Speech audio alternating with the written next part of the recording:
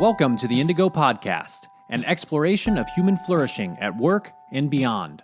I'm Ben Barron of Indigo Anchor and Cleveland State University. And I'm Chris Everett of Indigo Anchor. For more information, please visit us at www.indigopodcast.com.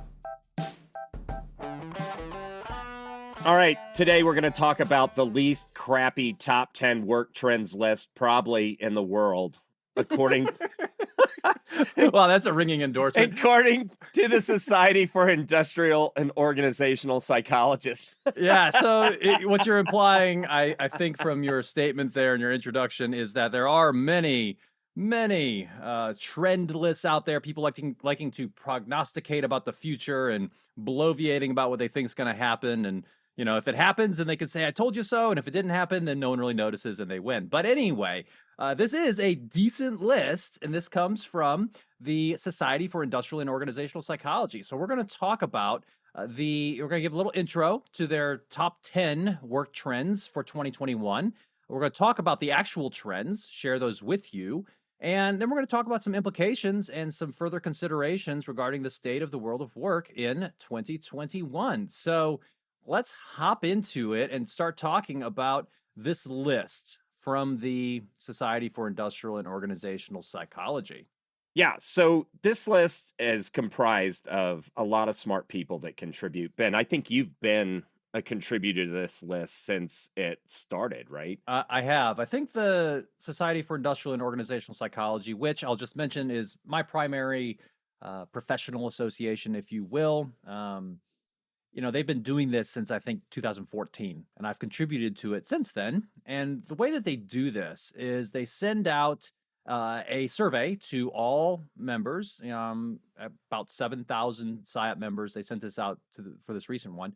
And then people have the opportunity to suggest, kind of open-ended, what do you see as the top 10 trends or big trends for the coming year in terms of the world of work? And then once those are all analyzed, they can categorize all those responses. And then they send out a second survey and say, okay, here's what you all said. Now let's rank these and tell us how important you think they all are. So there is some rigor there. Like, these things are hard to put together. But there is some rigor there, I think. There is some good knowledge we can glean from this.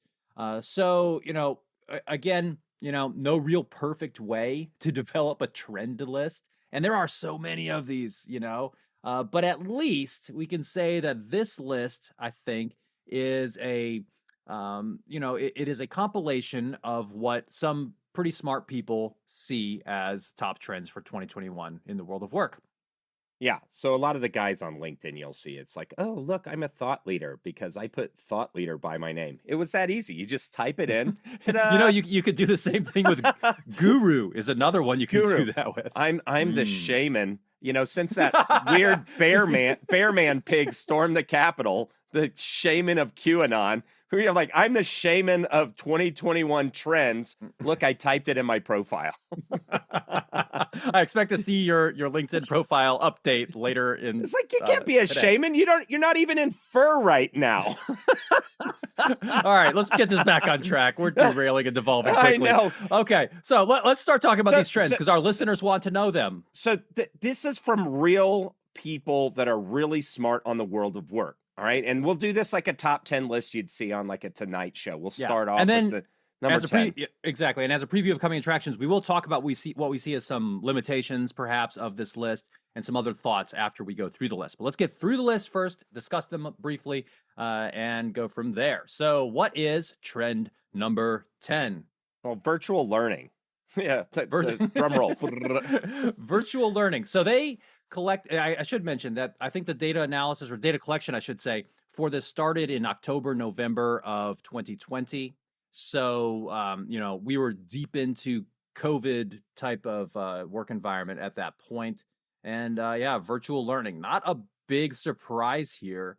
But yeah, using technology to deliver instruction to help people learn stuff seems to be a trend. And it's something that's not going to go away. Hopefully it's gotten better in the last year. What do you think? Yeah, I mean, I don't know if this year's hip replacement's better than last year's hip replacement. So learning management systems where Because I talked to a pharmaceutical sales guy and I said, well, you're selling a new hip? Yeah, because we got to make new money. And you'll see some of that kind of stuff in the virtual learning environment. So they had Mm, learning management systems. Now they're having LXPs, learning experience platforms. But let's be honest, the root cause of how people learn and all that stuff is kind of the same. We're the same monkeys in shoes as we've always been. But sure.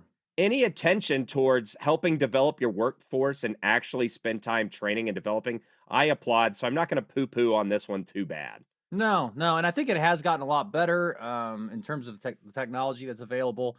Certainly, I mean, being an academic as well. I mean, we were thrown into this, back in March, at least in the United States, March of 2020. It was like, okay, spring break is here. You're not coming back. Whatever you were doing in person is now online, and so we had to get smart, or at least try to do a lot more virtual learning and trying to do that well. Now, I think probably in most corporate environments they're doing this even better than we do, for sure, in higher ed, and it's for different purposes, right? My experience in the Navy, we certainly are experimenting a lot with virtual learning and different ways of delivering learning in a way that people can access it when they want to, and having that relevant learning available. So yeah, I think this is one that's probably going to continue, and we've definitely reaped the benefit of not having to get everybody into the same spot. That costs a lot of money to do that. Yeah, and companies need to invest the time. And a lot of it's held as like the carrot and the stick kind of thing. Learn these things so you can get a promotion. Hey, you got to get on, hey, if you're in your 60s and working at McDonald's, what's wrong with you? That's the wrong view of this learning stuff. It's not only about getting a promotion that you learn, you want to create a culture of lifelong learners. Well, Hmm. wait a minute. I have some just factory workers that are just going to do this one factory job for the rest of their life. Yeah, but what about their financial health and wellness? What about being a good spouse? I mean, there's all these things that you can develop your workforce so they can have vibrant lives. It's not just about moving up the daggone ladder. Nice. So what's trend number 9? Oh yeah. So this one's a ripe one, Ben, and you've published on this. We've done a lot of consulting in this space, but building cultures of agility and adaptability. Yeah, yeah. This one's been on the list for a number of years now, and I don't know exactly how many. I'd have to go back and look, but I have noticed it many times, being on the top 10 list from the Society for Industrial and Organizational Psychology. And I think this has to do with the ongoing recognition that the pace of change within the broader business environment continues to increase, or at least continues to be quick, right? Things change quickly, and as a result, we have to have organizations that can adapt and that can thrive in that environment. And a big part of this is through having cultural norms, having values within your organization that support that rapid adaptation, that rapid adjustment towards the new normal, the scenario planning, and the anticipation of what might happen in order to be ready for it. So, this is something that's near and dear to my heart, and I think organizations continue to recognize it as being important. Yeah, one of the main books that people hold up around agile and agility is Scrum. And the subtext to that title is Scrum, twice the work in half the time. And you just see the evil manager class going, "Mwah, mwah." Yeah, twice the work, half the time, same pay. Right? And all it's focused on, most people look at agile and it's all about project execution. Well, the Right. problem with that, you can get people that can burn down a backlog of projects so efficiently, it's ridiculous. And they keep getting faster, faster, faster. But that's not what organizational agility about. And actually, that's not what root agility is about. It's the ability to sense and respond to change so that your scrum teams, your project management teams can burn down the right projects that help you strategically win in the marketplace against your enemies. Very well said. And I think it's important to recognize that, because most of the time when you hear about organizations that are saying, we're doing an agile transformation, right? That usually has to do with, some of their IT stuff, maybe some of their project stuff. It doesn't usually have to do with this broader notion of building a culture of agility. And that's something that's really important. And eventually, as you mentioned, if you just change one part of your organization to doing things in a more efficient and more human way, which I think, oftentimes comes with a lot of these principles, they're going to get frustrated and it's not going to work out so well. So one thing I do want to mention is that a couple years ago, when this type of theme or trend was also on the list, the Society for Industrial and Organizational Psychology reached out to me and asked me to write a white paper about this, just to kind of, Show note. yeah. Show So I'll put note. that in the show notes so people can have more information if they want to about being agile and this idea of agility. So that's number 9. So number 10 was virtual learning. Number 9, building cultures of agility and adaptability.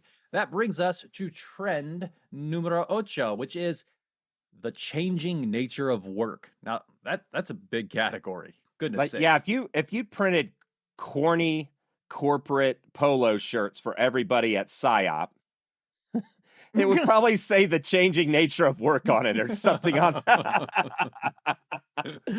Perhaps. And this one's on the list for the 5th consecutive year. Right, I do know that. exactly. I mean, but I think there is something there. We are continuing to see new ways of working, and this isn't just like working from home. I mean, that could be part of it, but technology is a big part of this. We have advanced technologies that are fundamentally changing how some parts of the organization work. So some of the things that are mentioned in the article, and we'll post a link, of course, to the actual article, which lists all of these from the Society for Industrial and Organizational Psychology. But they mention things like artificial intelligence, digitalization, automation, and so forth.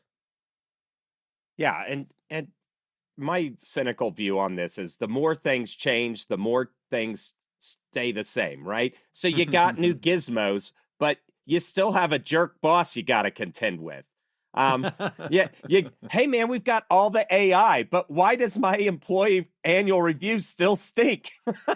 Right. So, and it's funny to see psychologists that focus on the human aspect talk about all the tech. I don't know. It's just funny. Yeah, to me. well, I think part of it is, there's a lot of potential reasons that I'm just totally speculating here, but part of it is that I think just as a general society, we tend to kind of glamorize technology. We tend to see it as like this thing and it's cool and it's hip.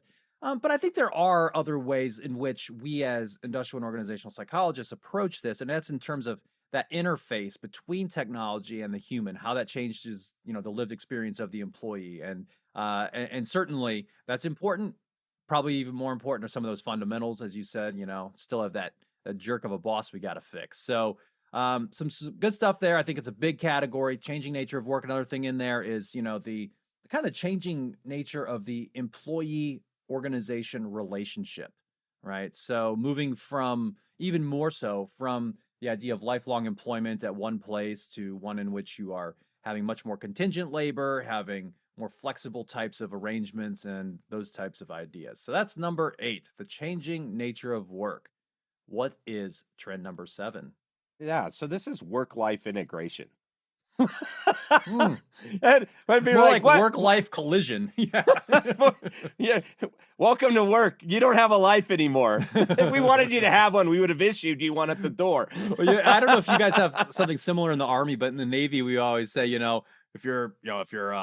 the Navy wanted you to have a family, they would have issued one in your sea bag, right? And Yeah, we do it's the same unfortunate, stuff. right? But okay, so work-life integration, it says that this one fell off the list last year, but this one has reemerged as a key trend. And, as we've talked about on this podcast a lot of this has to do with like I was joking when I said collision, but, it really has been a collision for many of us in terms of our work, our professional lives, our professional identities, and what happens at home. And that continues to certainly be an important thing to recognize. Yeah, hey, I can't log on this week. My spouse has COVID and I have got to homeschool the kids all week. Right. That's just a new grenade to the whole work life. And I like how they say work life integration Mhm. rather than balance. Because stuff is going to happen. Yeah, the whole idea of work-life balance is an interesting one to me, because there are trade-offs in life, and if the more you spend at work is the less you're spending somewhere else, and I think finding that way, the way to integrate it is a team effort that you've got to have. If you've got a family, you've got to figure that out with your family, with your spouse. But certainly continues to be a trend that we're going to have to deal with, and we really should pay attention to, I think, here in 2021, this idea of work-life integration. So that's number 7. Trend number 6 is team effectiveness across virtual and distributed environments. So this one's interesting because it's a very specific thing, right? Versus the changing nature of work. This is interesting because as an industrial and organizational psychologist, we psychologists are very we are predisposed to like to study those things that we know. So one thing that this field has studied for a long time is how teams can come together and be effective and do great things together. And then you throw on top of that this whole idea that, oh, well, now we can't work in the same spot together. We really shouldn't be breathing the same air together. And so how do we stay effective and be as effective as possible when we're all working remotely, when we're distributed across different places? Yeah, the whole teams literature is interesting because when we coach or, mentor executives, managers, what do I got to do to get the team to do what I want them to do? And there's this aspect of, well, wait a minute, do you have a kind of real relationship with these people where you care about them, versus just these guys are tool sacks that generate productivity for me. That kind of handshake. It's that idea of like, well, they comply because they need a job rather than they're committed to the team. And we've got good data on this. But when we talk about this virtual and distributed environments, I think a lot of the same tools that would drive success in the in-person environment, you know, are the same. So rather than you just saying, hey, Bill, do this right now, these are process-based success elements rather than people-based success. Do you Mm, have a good system of accountability? Do you have good project management and workload level setting? And, do you give people appropriate level of autonomy, increase their capabilities through training, and have them on a path to, be the kind of person or employee you need them to be? All of the stuff that works well for virtual and distributed environments work well in the individual environments. Now we just have tools like virtual Kanban boards and other kinds of stuff, chat, Slack channels, these kinds of things to set up that work. And so if I think people just need to spruce up their management techniques from like just a project-based, team-based approach, but the same interpersonal stuff, you know, yeah. it Well, I think the temptation can be to, let's say you learn how to run a team and you've learned all of the evidence-based ways in which we can make teams awesome in person types of contexts, in face-to-face types of contexts. Well, those same principles, or some of them, many of them, apply in a virtual or distributed environment.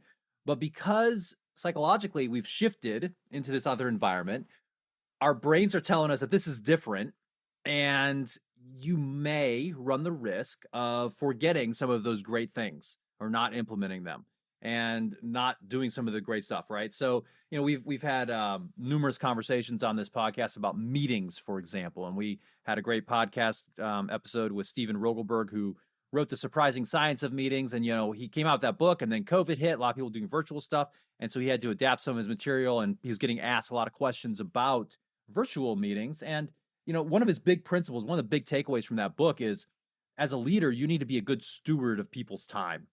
And I mean, and that might look a little bit different in a virtual environment, but it still holds true, right? So do those things that you do in person, adapt them to the virtual environment, and I think you can go a long way. And I am pleased to say, you mentioned a number of technologies. Technology has gotten a lot better. I mean, we are not paid by Slack. If Slack wants to sponsor us, they can. So reach out to us and let us will know. take But money from we'll, anybody. well, not anybody, but Slack, we'd be pleased to I will take support. money from anybody. Ben won't. I still have Hey, standards. if you're a bad person, better to give that money to a good person. Turn your life around starting today. That's right. But I like Slack. Microsoft Teams is a good one that has a lot of functionality, and those are great. So team effectiveness across virtual and distributed environments, that's number 6. So we're zoomed in on this very specific thing. Number 5 then takes us way back out again to more macro level things, to big topics that I think are a little bit more nebulous and probably require a lot more thinking about to address effectively. So what's trend number 5, So this Christopher? is social justice. And like to your point, Ben, these are broader, what we talk about systems type problems, because we haven't determined what the handshake is between culture, society, government, and individual organizations when it comes, right? There's a lot of overlap and there's a lot of different thoughts on these issues. Now, if you're a pure capitalist, like, I think you would want justice to be part of your deal, Mhm. because you don't want somebody's numbskull bias overturning top talent for your org, no matter what they look like.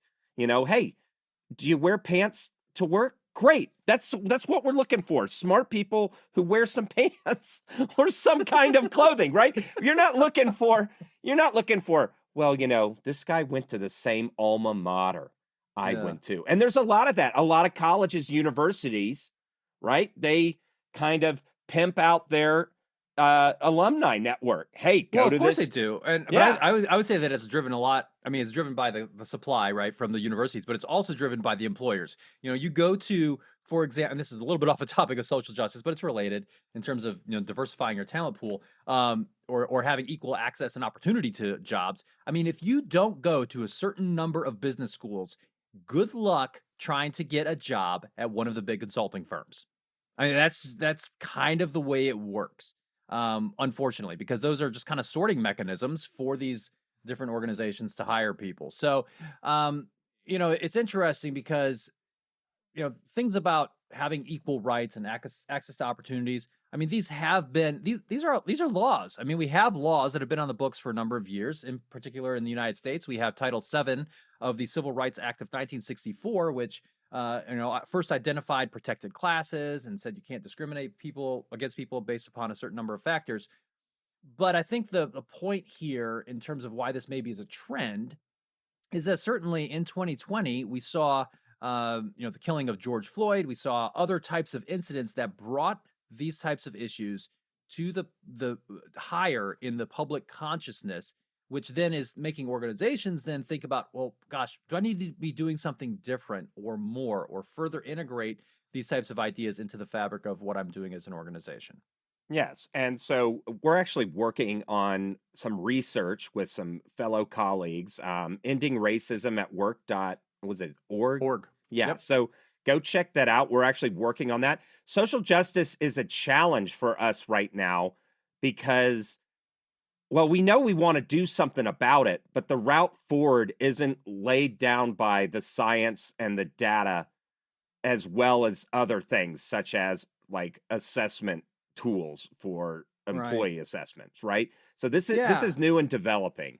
It is, and what I think part of the challenge is that you kind of have these differences between like theoretical or more pure types of research, and then you have the applied research, which is more about taking those findings and integrating them into the workplace. And I think a lot of the research in these areas perhaps hasn't really made itself into the applied arena quite yet. Versus, like, let's say research on hiring. I mean, that's a very applied thing. The selection research is robust, right? We do know some good practices, some research based ways in terms of picking good people for your organization. But in terms of these broader issues of race and gender and other types of things, a lot of the research on that, at least in my estimation, I'd love for a listener to, help provide more information here, but is much more about some of the broader theoretical constructs, some of the bigger issues, trying to more understand and explain what's going on versus predicting, if I do this, this will happen. Right. So the applied stuff is great. I think there needs to be more research and work. It just hasn't caught up yet. And this is what we're trying to do with our great colleagues with ending racism at work.org. We're looking for organizations to partner with us on that, by the way. So we'd love to hear from you if you're so inclined. But this is a big topic. One thing you've said, Chris, I think that's been really good with regard to these types of topics is handle this with care and don't go out there and just try stuff that you haven't researched and you don't There's know people anything who will about. sell you all the stuff to try. All the stuffs. All the stuff. And yet, but we've had meta-analysis of this, and a lot of it looks like, hey, at best, it does nothing. At worst, it actually can do harm. Right, you're talking about like certain types of training interventions, for example, or like right, anti-racism training and a whole bunch of anti-bias training. And, we're not going to deep dive into that, but handle with care these items. Do not waver in your commitment towards justice and equality and those kinds of things. However, it's a landmine out there, and just have some discipline as you move forward. Well said. So that's trend number 5. Trend number 4, it has to do with inclusive practices to get, keep, and grow talent. So this is a repeat on the top 10 lists from the Society for Industrial and Organizational Psychology. But it's interesting. I like that they talk about not only getting people, so attracting and selecting people, but also keeping them. Right? We come across this in the veteran space. So military veterans, a lot of organizations are like, oh, let's get a lot of military veterans in here. It really looks good for us as an organization. And oh, by the way, there's probably some benefit to having these types of people. But then the veterans show up and they're like, wah, wah, you treated me really well during the whole, recruitment process, but this is a horrible place to work, and I don't feel like I fit in, and Right. I'm out of here. Right? Yeah, people So keep I think- asking me if I've killed anybody on my deployment. That's really Ugh. odd question to ask. I've been asked that a few times. Have you been asked that, Ben? In some ways, yeah. I don't think people have come out just kind of directly and asked that. But yeah, it's strange. So yeah, Yeah, so but I this think is race, ethnicity, gender, sexual orientation, gender identity, disability, social class. There's a whole host of items. If somebody was the first person in their, family to ever go to college, they may be a little rough around the edges as far as like tying that tie in a really good way at their interview.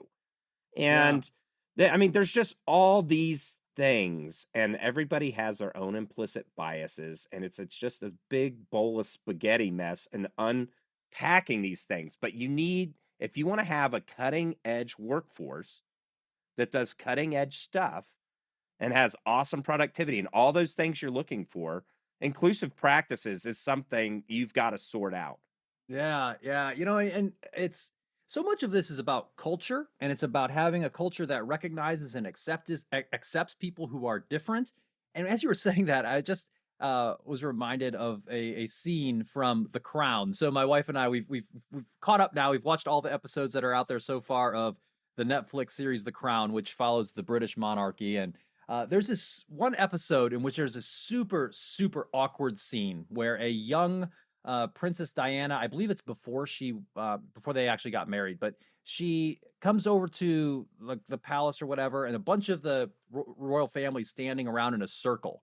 And she kind of like comes into the circle. You can tell she doesn't know what to do. Then she kind of bows to one of she has like a curtsy to one of them, and it's super awkward, and they're kind of like correcting her, and you can totally see that they're judging, like, oh, you're supposed to, no, I'm actually next, then this person, and she didn't get the whole hierarchy and all that kind of stuff. And it kind of goes to this point that there's these unwritten rules that you have in your organization. You may not even know you have them, that may unintentionally or intentionally, in some cases, make people feel like they don't belong. And that, my friends, is a surefire way to not have an organization in which you have everybody firing on all cylinders. Yeah. And you could see this in the management. Every org that I've ever gone into on a consulting engagement, you're like, oh, okay. So this is what the executives look like and behave around here. They use the same lingo. Let's level set the silos. They kind of have a certain way, and there's generally a binary gender kind of, dress norm. And, that kind of lets me know it's like, hey, diversity may only exist at the line level. And then you'll miss out on your leadership and your vision and your agility, right? Your sensing and responding, because everybody's kind of playing off the same sheet of music. And it's what a boring place. I just want to quote a piece from the actual article in which these trends were written up, that of course we'll put a link to.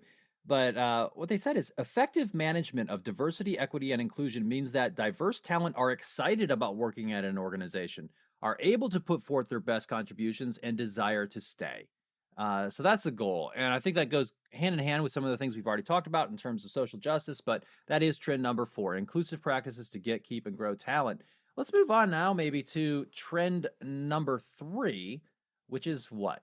Yeah, implementing strategies and measuring progress on inclusion, diversity, equity, inclusion, and Mm, belongingness. So now we've yeah. got, now it's not diversity, inclusion, D and I. Now it's D, E, I, and B. What? So I mean that's cute. I don't know if so in the way that I define inclusion actually includes belongingness, right? Maybe that's a great way to put it so that it has that added emphasis. But the way in which the research literature defines inclusion is oftentimes this combination, this dual existence of uniqueness and belongingness. So anyway, cool way to talk about it. But this is like, okay, trend number 2 was we got to do all these things. Trend number 3 is, all right, let's have some actual strategies and actually measure this. So I will say that in the world of industrial and organizational psychology, we do have a bit of a quantification bias. We really like to measure things. It's kind of like, the sneaky way to get people learning statistics is to make them go take psychology classes, because a lot of those people are actually, Right. secret statisticians, but or really, really enjoy that. And there's certainly a purpose for measurement, and it's good.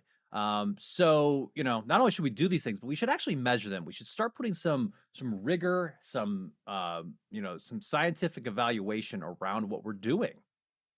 Yeah, you can't just say, well, what do you mean? I don't care about equity, inclusion, and justice and stuff. I hired some people and they do, one class a quarter for anybody that wants to show up. Or I'm super progressive. I mandated everybody show up once a quarter for these. Well, you don't actually know if your interventions are working unless you're measuring it. And some of those are, well, hey, we only have 1% of people of color in our organization, but our, talent, our city where our headquarters at is 40% people of Right. color. Well, like something's off there in your recruiting and those kinds of items. So you have to be able to measure these things. Better measurements of stuff are going to come out continually. And, on the belongingness side, I think a lot of people have had the experience of working someplace where they just felt, man, I really just fit in. Everything's great. I like the people I work with. And then something changes. Company gets bought. There's a merger and you lose your boss. And it just feels like garbage. Mm, Belongingness, and you're devastated. I've had that several times in my life, and you just feel listless. What am I doing? Do I want to go look at another job? What a pain in the rear. You know, these kinds of things, inclusion and belongingness, apply to everybody. hmm And it's something that you should be looking at, not just, hey, do we have people of color and some LGBT people hanging around and 4 veterans that are hmm probably leaving anyway? Yeah, yeah. So, I think it's definitely important to attempt to measure these things. Now, it's tricky, but I think that having some people in your organization who have some savvy around talent analytics certainly can help. And at least figure out what are the key results that we're looking for. What are we trying to get out of having these employee resource groups for these certain types of people or whatever, and looking to see if it's making any kind of difference. So that's trend number 3. Trend number 2 is one that I think has been around for a few times on this list, and certainly is congruent with things we talk about in this podcast, as well as some of these other trends. And that is employee health, well-being, wellness, and safety. So this kind of speaks to and I think there's an unfair criticism, and I think it's kind of gone away to some degree, but in certain academic circles, that the field of biopsychology was one in which we were handmaidens to management and trying to suck the life out of the worker. That's kind of a classic argument against the entire field. Handmaidens? What year did they Yes. say that, Ben? I, 1746. yeah. So, but and that's typically because people who have the expertise that biopsychologists typically have tend to work for management. They are looking at, trying to help the organization be more productive. But there is also, as one of my professors back when I was getting my PhD said, there's also an element of responsibility that we have to ensuring that we're also looking out for the employee. And by the way, if you do, the research shows that it's gonna be better overall anyway, right? So one way to actually make your organization better and more productive and all those types of great benefits is to care about health, well-being, wellness, and safety for your people. Yes. So everything from OSHA, nobody wants to think about how many fingers get lost in a year at the hot dog factory, right? Because I think there is a certain amount of Oh, fingers that can be ground up in the hot dog and still ship. oh my gosh. Right? Gross. I know. But the thing is, safety. Your guys have got to be safe. And this is about being a good steward and an ethical leader, right? So you don't want your people just, ballooning because all they do is eat snacks so they can stay at their call center, rocking the phones all day. You don't want them going through crisis such as the death of a loved one without some kind of support, because this is the kind of society we want to live in. You don't want to have somebody work at your firm for their entire work life and then spit out the end and not be able to retire if they were responsible fiscally during their lifetime. These are just take care of your people, you numbskulls. Let's do it. Well, and what's interesting, and I always think about whenever I think about workplace safety is, many of us many of our listeners perhaps work in areas that are very safe, right? We do jobs that aren't dangerous. And it's easy because of that to not realize that a lot of work actually out there is somewhat dangerous.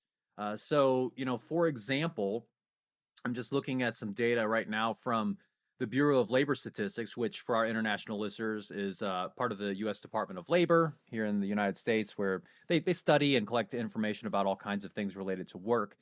And back in November of 2020, they came out with their their data from the previous year, looking at employer reported. So that those were different workplace injuries and illnesses that were actually reported by employers in 2019.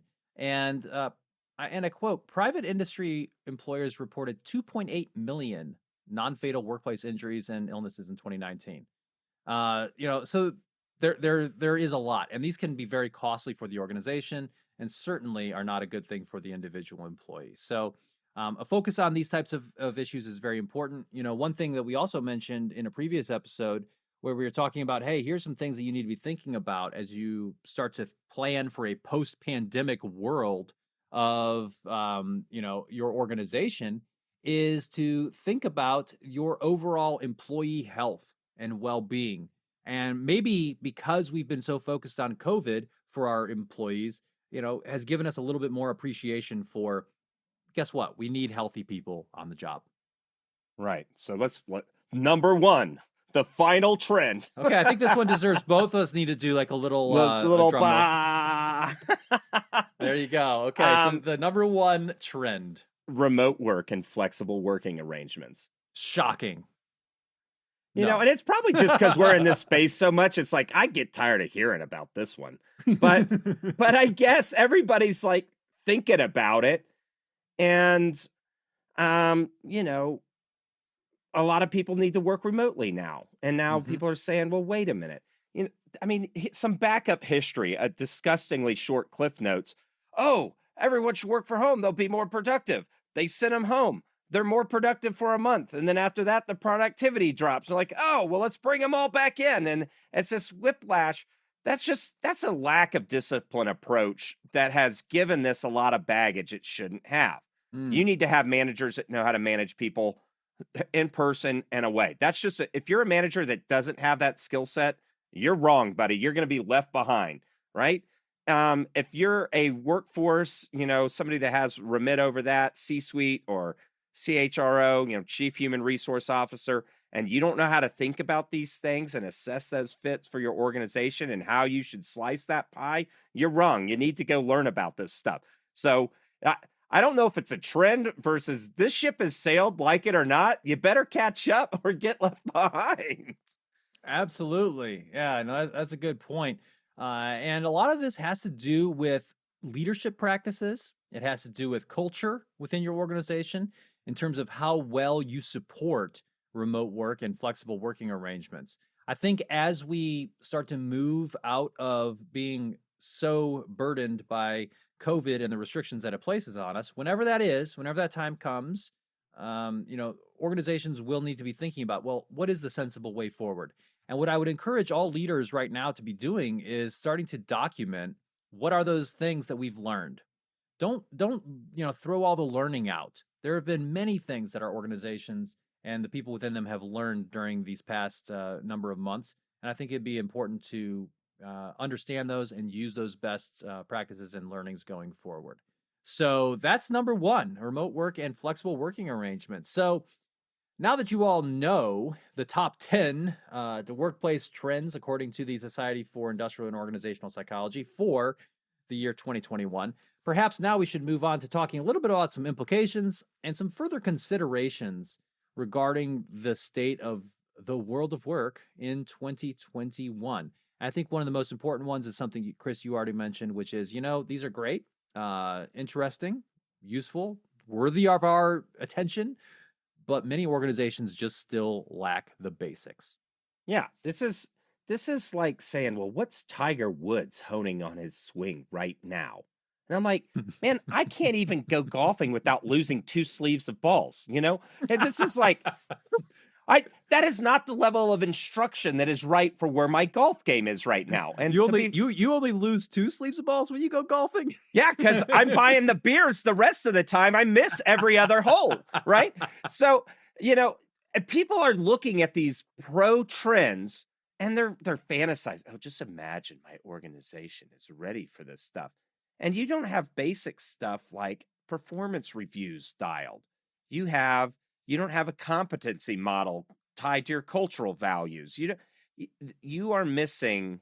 This is why, IO Psych guys are great and everything, but some of the people doing some of the most amazing work that's having a big impact is SHRM, the Society for Human Resources, because they're in the trenches saying, well, what should my employee compensation plan look like?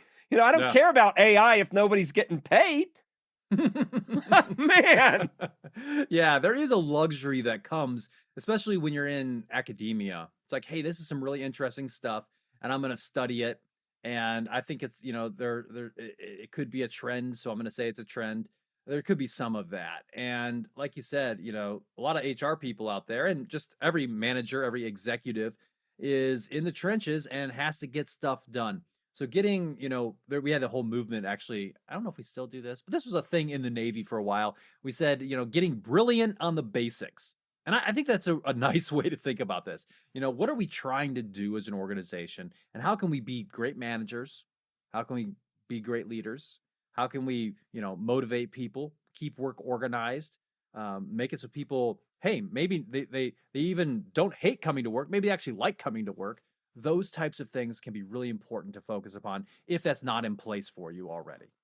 Yeah. If you got a hole in your boat, who cares if you got a new mast? You're going to sink, So, but you got to plug those holes in the basic. And one of the things that always gets me about these trends is, we talked about it's missing some of those bread and butter issues, but it has a bias towards white collar enterprise level organizations, because I guess those are the people that pay IO Psych people in the end, right? Mom and pop's bakery isn't going to hire an IO Psych person to come and help their 4 nighttime bakers have a better culture. Well, and some of these ideas just require a certain number of employees to even be relevant. So for example, when you think about like talent management and like career paths within an organization, if you're an organization of like 100 people, it's kind of hard to think about career paths. Maybe you can a little bit, but it's not like you can say, hey, you come in at this level, there's a great chance you're going to get promoted into this level and so forth, because you just don't have the numbers to actually support that. So yeah, I think there's probably a bias towards the larger organizations and those ones that have more mature ways of functioning. I also wonder if there's a disciplinary bias here, which, so this is the Society for Industrial and Organizational Psychology's list. So they get to have a bias, right? This is what we think are some important work trends. It's not the definitive list of trends, but there probably are some things that we're missing when we aren't thinking beyond just kind of the human side of business and some of these things that we've mentioned. Yeah, and think of the word trendy, right? Jinko jeans. Do you remember those in the 90s? Those big, baggy old jeans? Like, who wants those to come back? Nobody. Some of these trends are just trends. Now, the diversity and inclusion stuff, that needs to be an enduring success. But, you know, if, hey, does your HR system have AI? Oh, yeah, man. We have all the AI over here. Some of that's just whatever talk, and people are throwing around buzzwords, and then they don't really know what they're talking about. Yeah. One of the things I'd like to see more of, and there are IO psych people that do this in a job that does not have a career path upwards. What does enduring success look like for managing those employees?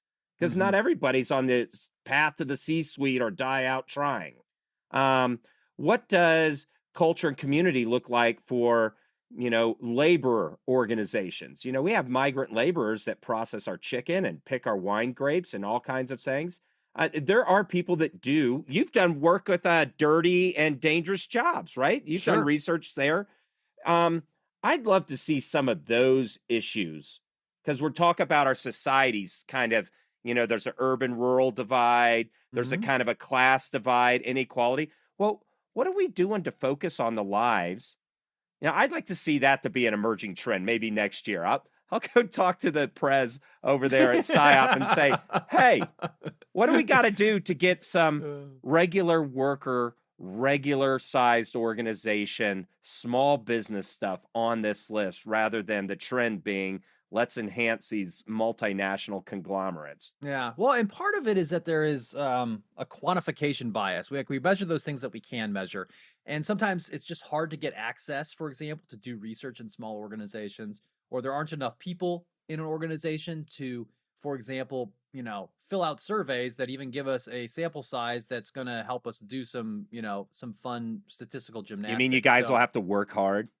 Yeah, who It wants sounds to do like that? work. Welcome to the rest of the world, you numbskull PhDs. But I think your point is very well taken, that there is a bias perhaps here towards the more service and knowledge economy. Well, we're not necessarily talking about the trends for blue collar jobs, and some of those trades that I just have so much respect for and think are so important for our society. I mean, I have increasingly become more and more fascinated whenever I have somebody like come fix something in my house at the level of skill and expertise that some of these people have.